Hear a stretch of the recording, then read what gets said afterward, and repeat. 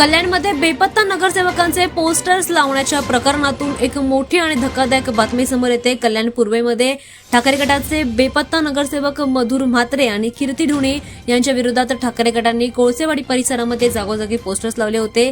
या पोस्टर्सवर आमचे बेपत्ता नगरसेवक दिसल्यास शाखेमध्ये संपर्क साधा असा मजकूर देखील लिहिला होता। मात्र हे पोस्टर्स लावण्याच्या प्रकरणात आता ठाकरे गटाचे उपविभाग प्रमुख रमेश टिके यांना हृदयविकाराचा झटका आल्याची धक्कादायक बातमी कल्याणमधून समोर येते। पोस्टर लावल्यानंतर बेपत्ता नगरसेवक मधुर म्हात्रे यांचे वडील उमेश म्हात्रे यांनी कोळसेवाडी पोलीस ठाण्यामध्ये बदनामी केल्याचा आरोप करत ठाकरे गटाच्या पोस्टर लावण्याच्या पदाधिकाऱ्यांच्या विरोधात पोलीस स्टेशनमध्ये तक्रार दाखल केली होती।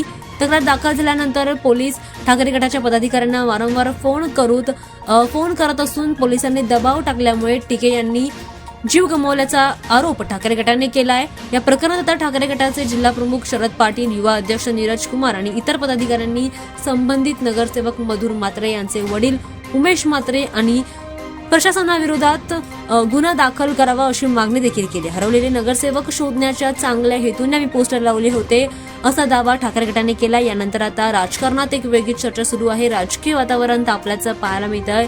पोलिसांच्या सततच्या दबावामुळे रमेश टिके यांनी मानसिक तणावामध्ये स्वतःचा जीव गमावल्याचं ठाकरे गटाने सांगितलंय। या तणावातून त्यांनी जीव गमावला असा देखील आरोप ठाकरे गटाने तीव्र निषेध नोंदवलेला आहे। त्यामुळे आता राज्याच्या राजकारणातून ही सगळ्यात मोठी बातमी समोर येते आणि आता हे प्रकरण आता वाढतच जात असल्याचं पाहायला मिळतं।